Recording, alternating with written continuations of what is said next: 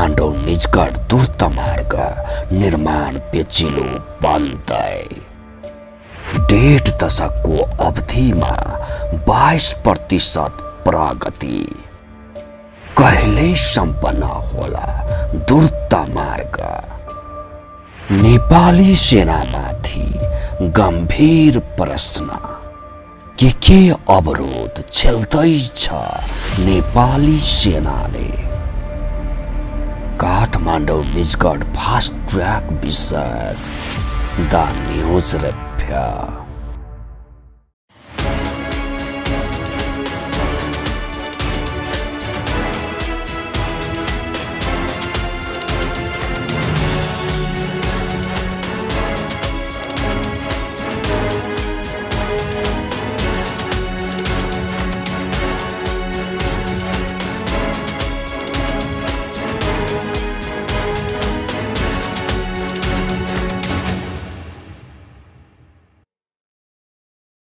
नमस्कार, खास न्यूजको बहुकोणीय चिरफार गर्ने कार्यक्रम द न्यूज रिभ्यूको आजको अङ्कमा स्वागत छ। म रिचा दाहाल। दर्शकवृन्द, नेपालको भाग्य बदल्ने आयोजनाका रूपमा हेरिएको काठमाडौँ निजगढ द्रुत मार्ग निर्माण सम्पन्न गर्ने म्याद सरकारले फेरि 2 वर्ष बढाएको छ। पहिलो पटक थप गरिएको म्याद अनुसार आगामी असार अर्थात् 2080 असारसम्ममा द्रुत मार्ग निर्माणको काम सम्पन्न भइसक्नुपर्ने थियो। तर कोरोनाको महामारी जग्गा प्राप्तिको समस्याका कारण समय लम्बिएको नेपाली सेनाले जनाएको छ। अब द्रुत मार्ग निर्माण सम्पन्न हुने म्याद 2082 माघसम्मका लागि तन्काइएको छ।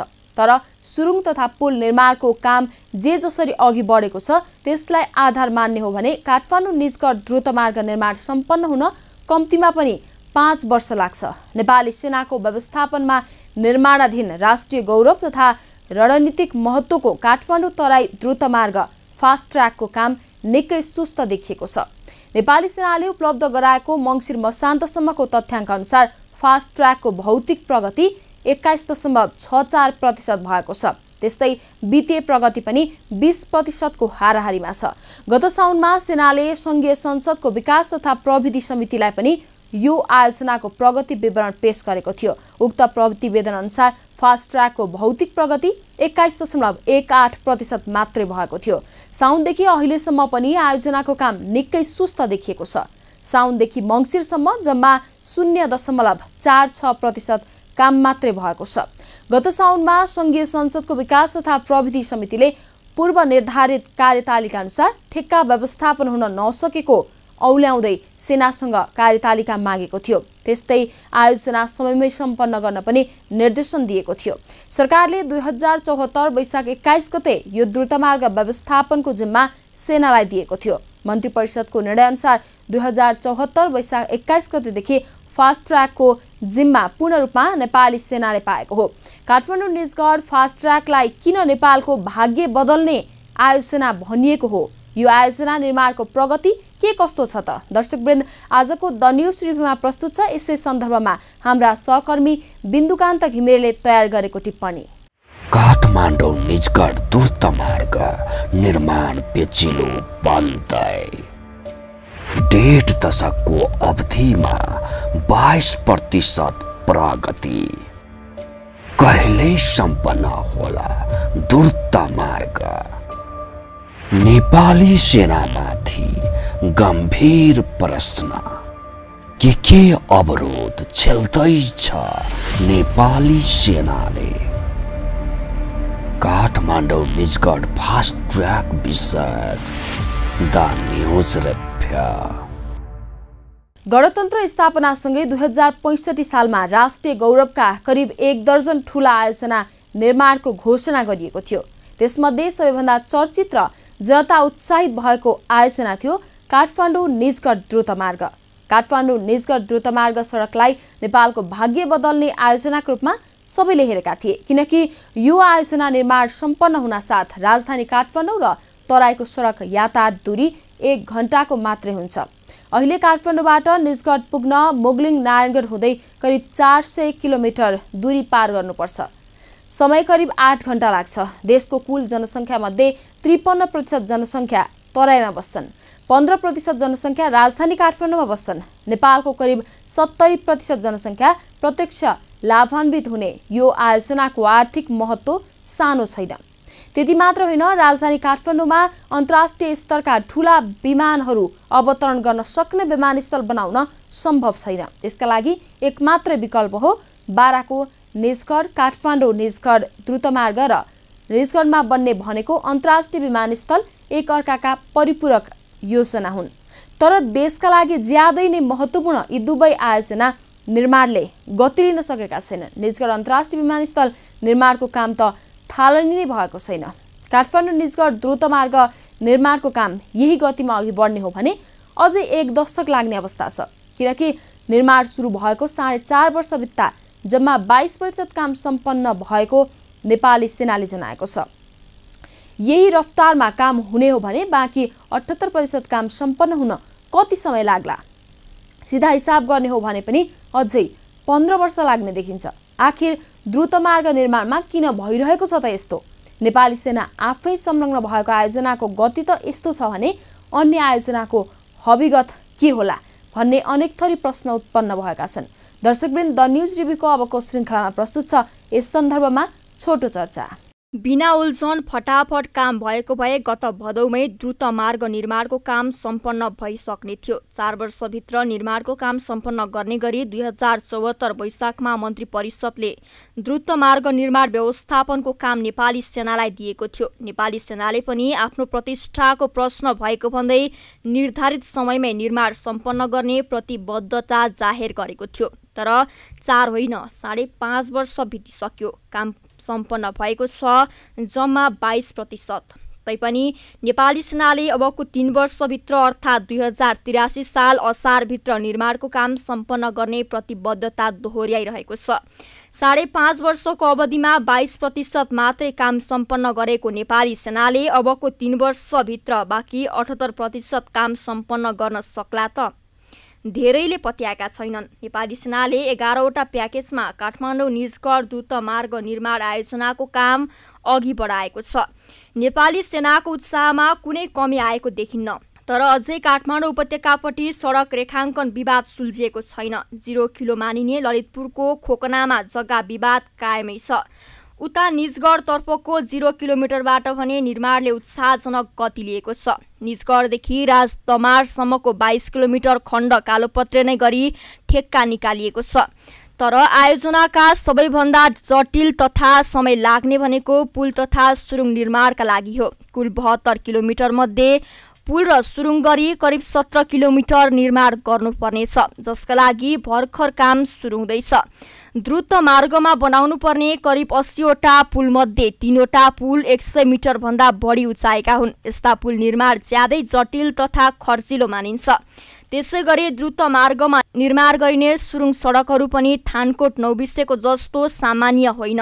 थानकोट नैबिसेमा 2 लेनको सडकका निम्ति बनाउन लागिएको करिब 2.5 किलोमिटर सुरुङ निर्माणका लागि 4 वर्षको समय निर्धारण गरिएको छ। तर द्रुत मार्गमा भने 4 लेनको सडकका लागि करिब 6 कुल किलोमिटरका 3वटा सुरुङ मार्ग निर्माण गर्नुपर्नेछ। यी 3वटा सुरुङ मार्ग निर्माणका लागि 2वटा चाइनिज कम्पनीले ठेक्का पाएका छन्, जसमध्ये प्याकेज 1 मा महादेव डाँडामा निर्माण हुने 3.30 किलोमिटर सुरुङ मार्ग सहित मोटरेबल पुल र सडकको सेक्सन पर्छ। करिब 21 अर्ब 61 करोड रुपियाँमा निर्माण गर्ने गरी यो प्याकेजको जिम्मा चिनिया कम्पनीलाई दिइएको छ। दोस्रो प्याकेजमा मकवानपुरको धेद्रे स्थित सिम्पानीदेखि 40 खोल्सीसम्म 1.37 किलोमिटर र लेनडाँडा स्थित घटेपाखादेखि बादरे खोल्सीसम्म 1.4 किलोमिटर गरी 2 सुरुङ मार्ग र पुल निर्माण गर्नुपर्नेछ। यो प्याकेज निर्माणका लागि 28 अर्ब 53 करोड रुपियाँ ठेक्का दिइएको छ। यो ठेक्काको म्याद 3 वर्ष 6 महिना तोकिएको छ। सुरुङको अध्ययन सहित निर्माणका लागि चीनको पोलिच्याङ्दा इन्जिनियरिङ र चाइना स्टेट कन्स्ट्रक्सन इन्जिनियरिङले 2078 जेठबाट काम गरिरहेका छन्। कतिपय प्याकेजको ठेक्का सम्झौता भर्खरै मात्रै भएको छ। काठमाडौँ निजगढ द्रुत मार्ग निर्माण पेचिलो बन्दै 1.5 दशकको अवधिमा 22% प्रगति। कहिल्यै सम्पन्न होला द्रुत मार्ग। नेपाली सेनामाथि गम्भीर प्रश्न, के अवरोध झेल्दैछ नेपाली सेनाले? काठमाडौँ निजगढ फास्ट ट्र्याक विशेष the news review. Fast track आयोजना निर्माणमा संलग्न नेपाली सेनाका अधिकारीहरूले विभिन्न प्राविधिक कारणले काममा ढिलाइ भएको बताएका छन्। उनीहरूका अनुसार सेनालाई जिम्मा दिए पनि विस्तृत आयोजना प्रतिवेदन DPR दिएको थिएन। भारतीय कम्पनी IL&FS ले DPR तयार पारेको थियो। सेनाले उक्त प्रतिवेदन किन्न अध्ययन गर्यो, तर आंशिक रूपमा मात्र काम लाग्ने र महँगो भएको भन्दै सेनाले आफै बनाउने निर्णय गर्यो। सेनाले कोरियन कम्पनी सुसुङ इन्जिनियरिङ मार्फत 10 करोड खर्चेर 6 महिनामा DPR बनायो। उक्त DPR स्वीकृत हुन 8 महिना बढी समय लाग्यो। DPR मात्र होइन, विवादका कारण अन्तर्राष्ट्रिय परामर्शदाता छनौट समयमा हुन सकेन, जसका कारण DPR अनुसार बन्नुपर्ने डिटेल सर्वे बन्न सकेन। करिब 72 किलोमिटरको द्रुतमार्ग 1 खर्ब 75 अर्ब लाग्ने अनुमान गरिएको थियो, तर निर्माणमा भएको ढिलाइका कारण अनुमानित लागत बढेर 2 खर्ब 15 अर्ब रुपियाँ पुगेको छ। तर अहिलेसम्म करिब 30 अर्ब रुपियाँ खर्च भएको छ। सेनाको लक्ष्य अनुसार काम हुने हो भने अब वार्षिक 50 अर्ब रुपियाँ खर्च गर्नुपर्नेछ, तर चालु वर्षका लागि विनियोजन गरिएको करिब 8 अर्ब रुपियाँ समेत खर्च हुन सकेको छैन। कोभिडको समयमा केही ढिलाइ हुनुलाई अस्वाभाविक मान्नु हुँदैन। त्यसैगरी काठमाडौँ उपत्यकाको खोकना क्षेत्रमा जग्गा मुआब्जा विवादका काममा अवरोध सृजना भयो। अझै पनि उक्त क्षेत्रमा 150 रोपनी भन्दा बढी जग्गाको मुआब्जा विवाद छ। त्यहाँका स्थानीयले मुआब्जा बुझ्न मानेका छैनन्। फास्ट ट्र्याकको बाटोमा खोकनाको ऐतिहासिक मन्दिर DPR संशोधन गर्नुपर्ने अवस्था आयो। त्यस क्षेत्र नजिकै बागमती नदीमा 2वटा पुल थप गरिएको छ। द्रुतमार्ग आयोजना निर्माणले गति लिन नसक्नुको अर्को मुख्य कारण सरकारी निकायबीच समन्वयको अभाव हो। जनप्रतिनिधिहरूको उदासीनता तथा अवरोध पनि मुख्य कारण हो। फास्ट ट्र्याक निर्माणमा उत्पन्न अवरोध हटाउन जनप्रतिनिधिहरू किन उदासीन बने त भन्ने प्रश्न पनि कम पेचिलो छैन। दर्शकवृन्द, द न्यूज रिभ्यूको अबको श्रृङ्खलामा प्रस्तुत छ यस सन्दर्भमा छोटो चर्चा। द्रुत मार्ग निर्माणमा सरकारी निकायबीच समन्वय हुन नसक्नु र एकले अर्कालाई सहयोग गर्नुको मुख्य कारण आर्थिक दाउपेच नै हो। 2065 सालमा राष्ट्रिय गौरवको आयोजनाका रूपमा समावेश गरी ट्र्याक खोल्ने जिम्मा नेपाली सेनालाई दिएको थियो। नेपाली सेनाले 2 वर्षभित्रै ट्र्याक खोल्ने काम सम्पन्न गरेको थियो, तर निर्माणको जिम्मा भने भारतीय कम्पनीलाई दिने चलखेल सुरु भयो। 2071 सालमा सुशील कोइराला नेतृत्वको सरकारले भारतीय कम्पनीलाई निर्माणको जिम्मा दिने निर्णय गर्यो, तर सत्ता साझेदार एमाले र प्रमुख प्रतिपक्षी माओवादी केन्द्रले आपत्ति जनाएका कारण यो निर्णय विवादास्पद बन्यो। काम अघि बढ्न सकेन। 2074 सालमा प्रचण्ड नेतृत्वको सरकारले नेपाली सेनालाई दिने निर्णय गर्यो। वास्तवमा नेपाली सेनाको चाहनाका कारण भारतीय कम्पनीले निर्माण गर्न पाएको थिएन। त्यसैले भारतीय कम्पनीलाई निर्माणको जिम्मा दिन चाहने शक्तिले नेपाली सेनाको साग गिराउनका लागि विभिन्न अवरोध पुर्याएको अनुमान गरेको छ। काठमाडौँ निजगढ द्रुत मार्ग निर्माण पेचिलो बन्दै 1.5 दशकको अवधिमा 22% प्रगति। कहिल्यै सम्पन्न होला द्रुत मार्ग। नेपाली सेनामाथि गम्भीर प्रश्न, के अवरोध झेल्दैछ नेपाली सेनाले? काठमाडौँ निजगढ फास्ट ट्र्याक विशेष द न्यूज रिभ्यू। नेपाली सेनाले अहिलेसम्म धेरै सडकहरू निर्माण सम्पन्न गरेको छ। कर्णालीको corridor, Kaligandaki corridor, Marsyangdi corridor लगायत करिब 1000 किलोमिटर सडकको निर्माण नेपाली सेनाले सम्पन्न गरिसकेको छ। अहिलेसम्म 1000 किलोमिटर भन्दा बढी सडक निर्धारित समयमै सम्पन्न गरिसकेको नेपाली सेनाका लागि जम्मा 72 किलोमिटर लम्बाइको काठमाडौँ निजगढ द्रुतमार्ग के ठूला कुरा हो र भन्ने चर्चा पनि नचल्ने गरेका होइनन्। झट्ट हेर्दा यो कुरा हो पनि, तर नेपालका अहिलेसम्म निर्माण भएका अन्य सडकहरूसँग काठमाडौँ निजगढ द्रुतमार्गलाई तुलना गर्न मिल्दैन। यो स्ट्यान्डर्डको सडक नेपालमा मात्र होइन दक्षिण एसियामै अहिलेसम्म निर्माण भएका छैनन्।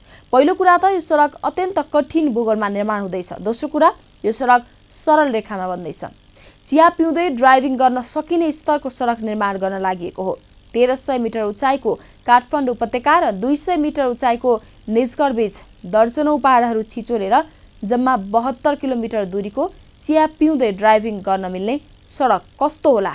त्यसैले यो सडक निर्माण सम्पन्न गर्दा नेपाली सेनाको साख निकै बढ्ने निश्चित छ। तर चुनौती कम छैन। दर्शकवृन्द, द न्यूज रिभ्यूको अबको श्रृङ्खलामा प्रस्तुत छ यस सन्दर्भमा छोटो चर्चा।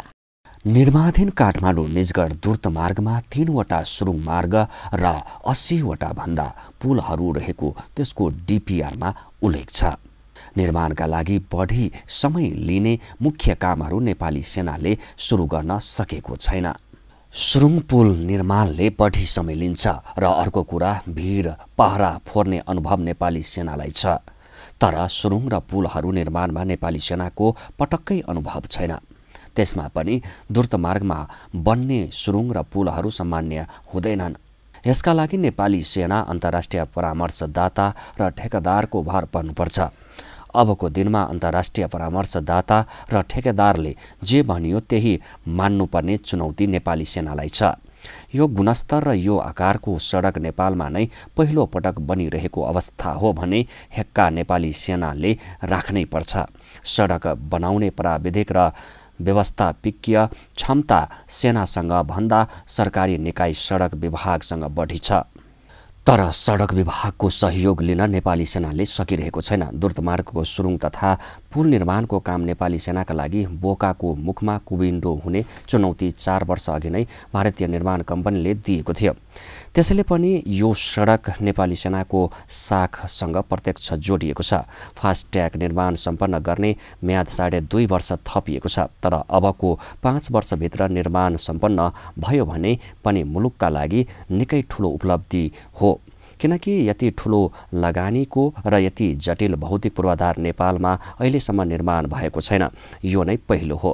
काठमाडौँ निजगढ द्रुतमार्ग भनेको नेपालका लागि धेरै नै महत्त्वपूर्ण योजना हो। निर्माण सम्पन्न भइसक्दासम्म पुग अपुग 3.25 खर्ब रुपैयाँ खर्च भइसक्ने अनुमान गरिएको छ। तर फास्ट्याग निर्माणमा गरिएको लगानीले अपेक्षित आर्थिक प्रतिफल दिनका लागि अन्य 2वटा ठूला आयोजना पनि निर्माण भइसक्नुपर्छ। अन्यथा फास्ट्याग निर्माणमा गरिएको लगानीको ब्याज समेत उठ्दैन।